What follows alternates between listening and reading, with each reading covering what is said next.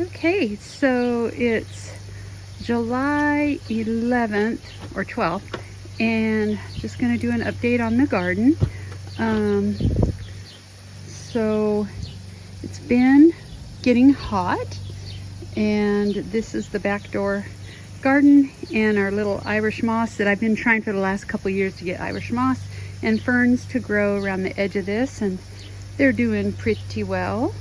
I had some foxgloves in there that they went to seed, so I took them out, and so there's a couple of empty spots. So I put some cosmos in there.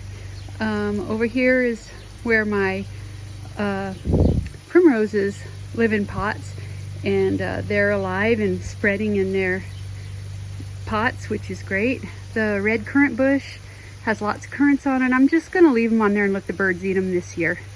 So that's fun. This is the big orange tall rose that had spider mites, so it got finished blooming, so I went ahead and cut it back, and it's growing back nicely. Over here I had some gomphrena, the red strawberry variety that I'd grown under lights, and I planted them out, so they look pretty good. I've been clearing out the jungle that was back in here. The roses, most of them are getting done with their first flush of blooms, so I'm going to need to go in here and deadhead. And the thalictrums are so tall. They're probably like 15 feet tall, but I really like those. Echinaceas are coming on.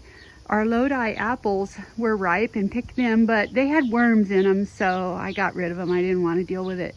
So I'm going to have to figure out how to use, I've got these little mesh bags that you can put around them. I've got to figure out what's the right timing to put to apply those so that you can keep the apples from getting worms. Now back here, the foxgloves have finished, and the wild columbines, which were really nice, they have finished blooming, so I'm waiting for them to go to seed, and then I'm going to cut them back and cut back. I've already cut back the peonies, and I've got lots of cosmos in this raised bed right here that'll be nice, and I've got some more cosmos and some acephalus, you know, the milkweed, the butterfly milkweed. There's one right there, that orange one. Anyway, they're growing in seeds under lights, and I'll have them out pretty soon, and I'm going to put them all around. There's our grapevine, which is loaded with grapes. Looks really good. And over here, we've got my onions. They've flopped over in that tub, and so the guides on how to care for them said that when the tops flop over 90 degrees to leave them for a week, and then you can harvest them. So they look really nice too. I'm real happy with how those turned out. Here's our main raspberry patch, and man, they have been doing so good, so well this year. We've gotten, for the last week or so, we've gotten at least 1 pint off of them every day, and so we pick them every day and put them in the freezer, and we've got a lot, and so I think we're going to have plenty to make jam and all kinds of things. I'm going to wait till the weather cools off, though. I'm not going to try and do it now while it's hot. It's just too miserable to do that. Here's the Wallerton Old Hall. It's also getting done with its first bloom, and it'll need deadheaded. I've got in that little pot some summer squash seeds going, and in some other areas like that, and when I take the onions out, I'm going to plant the squash into that tub for them to finish growing.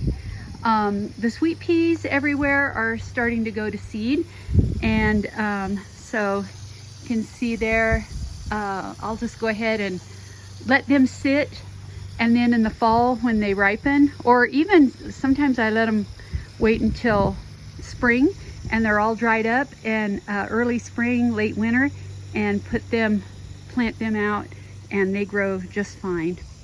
So there's my lavender and thyme in pots. Some of them are lemon thyme. I just love how they smell. There's the, isn't that pretty? That's the mother of pearl rose. I'm gonna need deadheaded. And those pretty blue flowers back there, I just love them. They are spiderworts, and they bloom every day.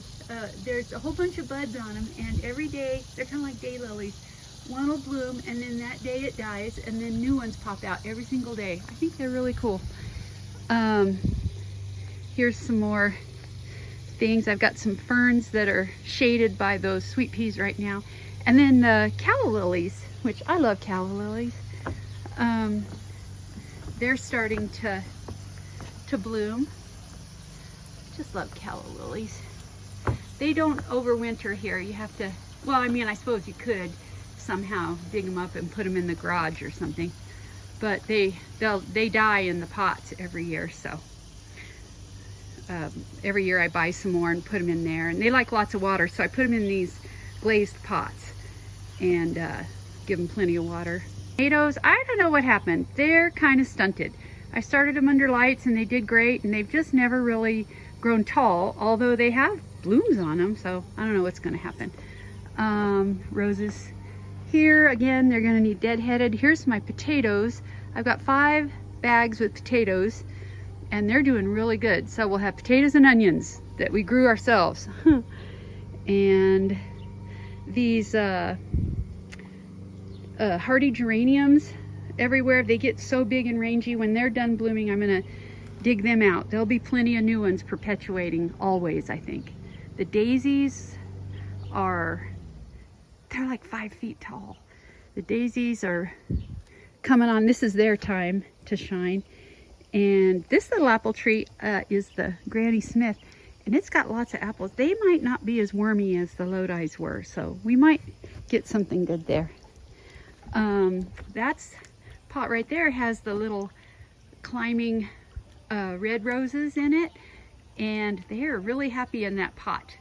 So I don't know, next year maybe I'll put them in the ground, or I might just leave them in that pot and put an obelisk in there, and that would be pretty too. But they look really healthy and happy in that pot right there. These are the Alexandra wild alpine strawberries. They're really good. Every day you can come out and pick several handfuls, and they're just delicious. This is kind of messy. I've got to do something about this down the road, but in a pretty way. The borage is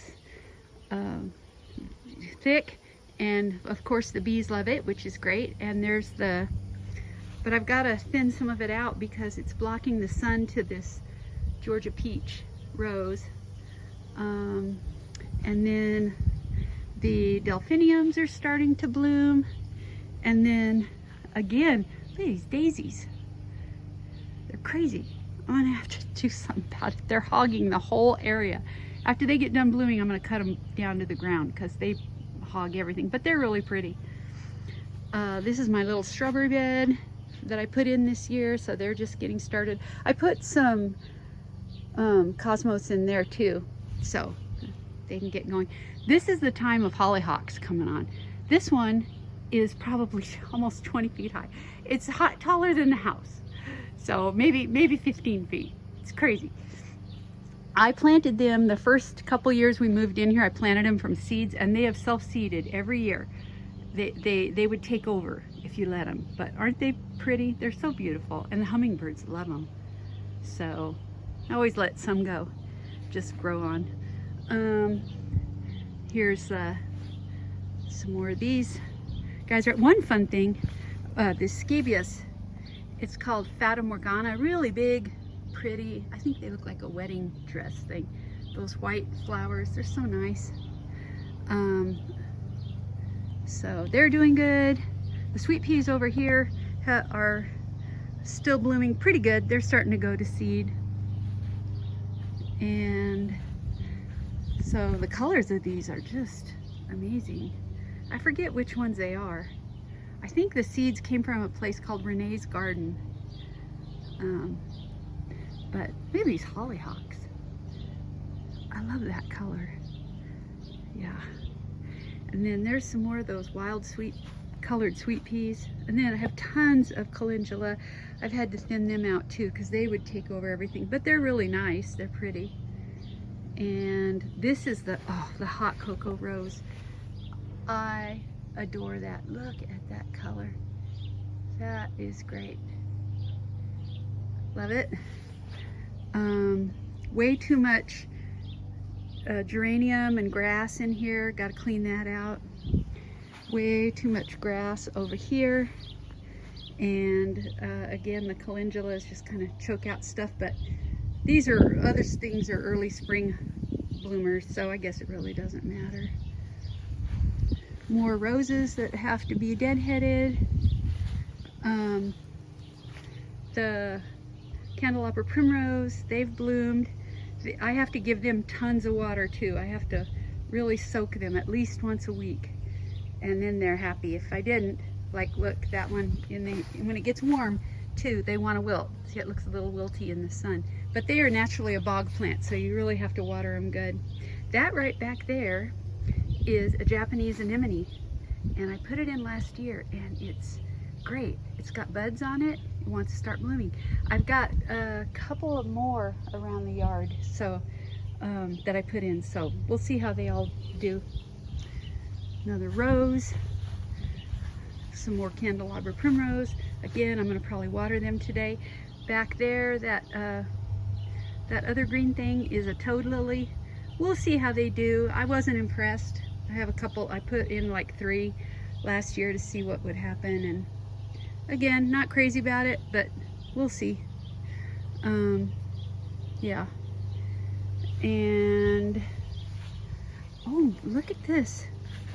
I think this might be a baby foxglove. Either that or it's a baby primrose, but I think it's a baby foxglove.